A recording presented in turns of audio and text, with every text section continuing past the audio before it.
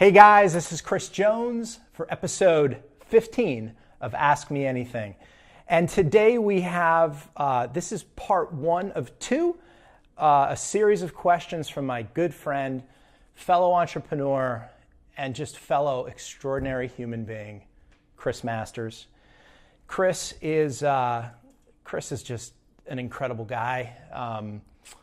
I got to meet him several years ago. We actually have his sister-in-law and I went to law school together, but that wasn't how we got connected. We kind of found that out after the fact. We got connected because we have common friends out there in the digital marketing and the entrepreneurship space.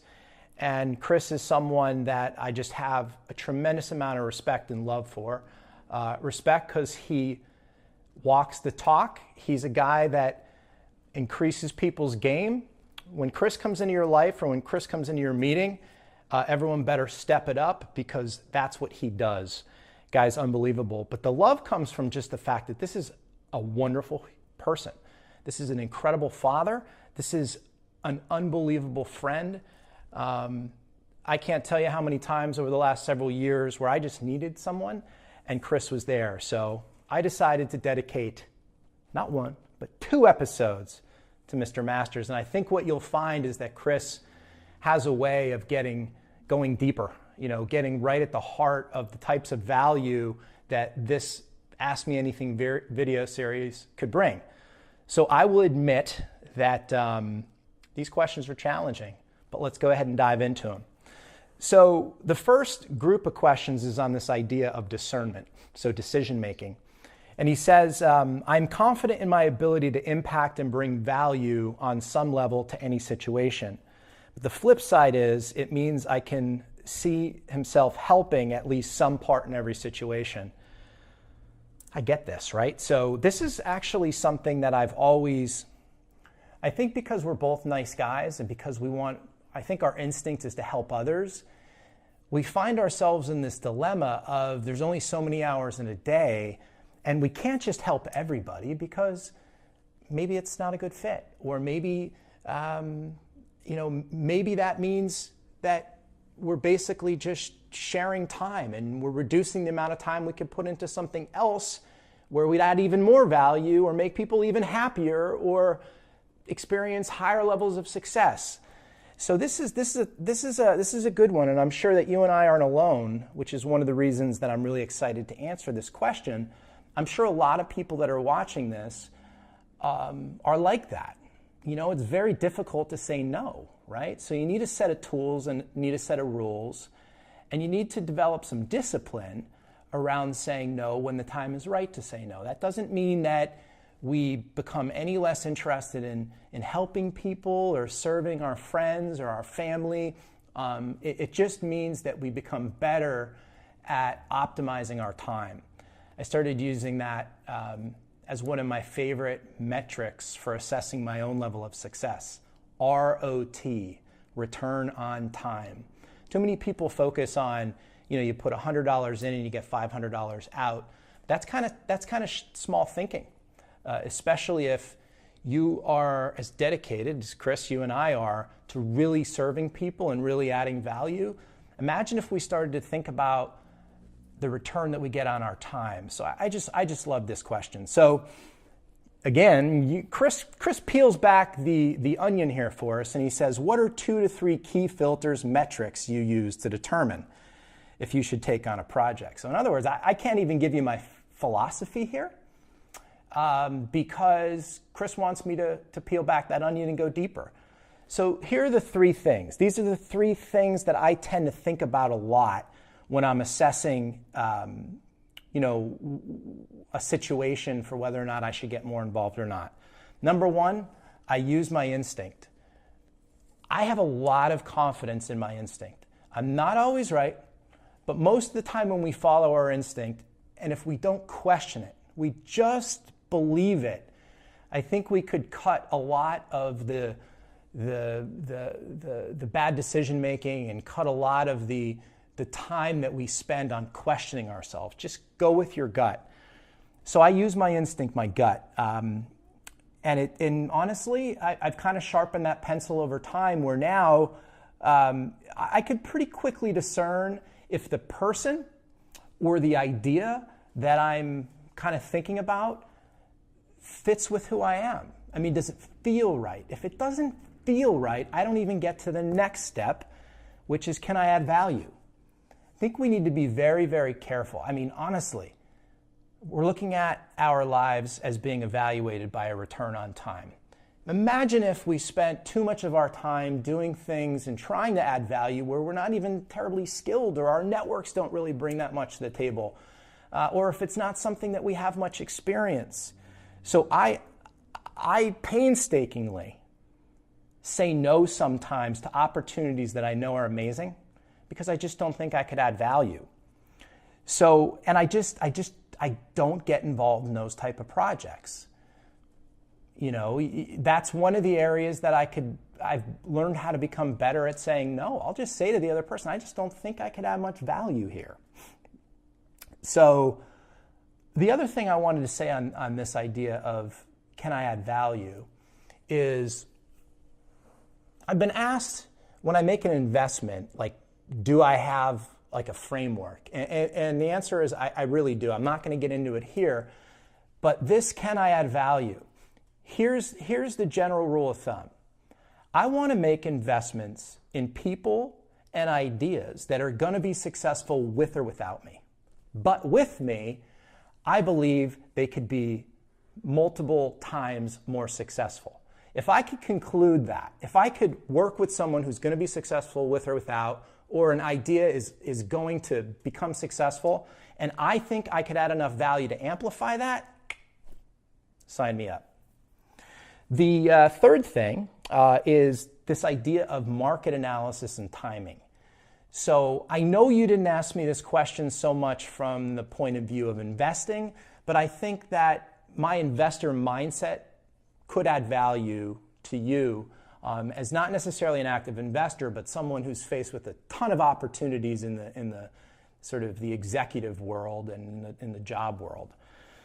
So the market analysis and timing is critical, and I think too many entrepreneurs don't spend enough time holding themselves accountable to this. Number one, a lot of ideas are in markets that are small, which means that not only do you have to golf a perfect game in order to be really successful in that market, but even if you golf the perfect game, you are still faced with a mediocre opportunity. It's going to be much harder to raise capital in a market, in a small market. It'll be that much more difficult to recruit talent, among other things. So I look at the market size. The other thing is timing. One of the areas that I've spent a lot of time over the last 5 or 6 years in is this SMB, or the small business sort of marketplace online, in digital marketing and in e-commerce. And I'll tell you, I have generated a level of respect for manager-managed business owners. Those are the folks that go in early, they stay late, they make the pizza, they change the toilet paper, they make all their marketing decisions, they manage the books. I'm sure I'm connecting with some of you that are out there that do this. And I have a level of appreciation and admiration and respect for you that is almost second to none. But what I've also learned about you is that you're spread so thin that ultimately the types of decisions you're making regarding your marketing are often based on whether or not they allow you to sleep better at night. They're not including the type of time and analysis that is going to be required in order to build a really, really strong, for instance, digital marketing presence. So what I've found, and I'm talking about timing from an investor point of view, but also from a decision making for you, Kris, when you're thinking about, this opportunity versus that. So the reason I brought up the small business mindset is because I think we're still about 18 months away from that killer, SaaS product or digital marketing product being designed for small business owners. I just don't think the pain is great enough for the small business owner because they have so much to deal with that they are going to allocate the requisite time to be making the types of decisions they can be regarding digital marketing. So I think they tend to gravitate towards more of a push button solution and some other sort of watered down solutions that kind of, treat the symptoms but not the cause. So anyway, timing is really important. So when you're thinking through that decision-making process of where you should add value or where you should move next and where you should spend your time, I think that timing should be a part of your interest. All right. I feel like I don't know how much time I took there. Maybe I should have broke this down into 3 episodes, but we're going to go ahead and dive into your second question. And here's what you say. And this is so true. You say, Kris, you know me as an optimistic individual. OMG, yes, you're off the charts, my friend. But that can ultimately be a challenge point if I don't recognize when to say when. So what are 2 to 3 key filters or metrics to use to determine when you should stay on or let go of projects? Now, this question is different than Kris's first question. His first question is, how do you kind of, assess opportunities to start with? And then once you make a decision regarding that opportunity, when do you make the decision to move on? Either to double down, triple down, quadruple down, or to move on. This is an awesome, peel back the onion even further question. Number 1, and I'm going to go through these a little bit quicker. Number 1 is just happiness. I think that we should constantly be asking ourselves, can we be happier doing something else? Now, I don't mean that you should just jump all over the place, but at the end of the day, it all starts with, are you happy doing what you're doing? Could you potentially be happier doing something else? If we're making decisions based on your instincts, based on whether or not you could add a ton of value, and whether or not the market's right or the timing is right, then you should every 6 months, 12 months, 18 months be asking yourself, am I still happy doing what I'm doing, or could I be happier moving on to another opportunity? I think that again, goes back to the time element. We have to hold ourselves accountable to where we spend our time. So happiness is one of the metrics I use to determine whether or not I'm going to spend more time on project A or project B or project C. The other is not return on time, but return on actually your capital or your investment. So if you took the plunge and you started a business and you're 6 months in, 12 months in, 3 years in, and you're just basically working to keep people employed, or you didn't sell as many widgets or hoagies or whatever as you thought you would sell, I don't think you should just automatically quit, but I think that you should do an analysis on the return on your investment. This is important, I think, when you assess where you're at right now, either in a job or in a business. Can you make more money in a different job where you could also be happier, but let's just focus on the return on investment side. Can you make more money in a different career or by moving into a different line of business? In tech, there's this very popular term called the pivot, where when there's this realization that my idea didn't kind of materialize the way I thought it would, and it's time to kind of move in another direction. So honestly, just a candid analysis over, can you make more money? Money certainly doesn't buy happiness, but if you have mediocre happiness and you're not terribly happy in a business or in a career, and you could make more money, chances are you might be happier doing that. So I would recommend that. And then the third thing is just, is there a bigger opportunity? What I have found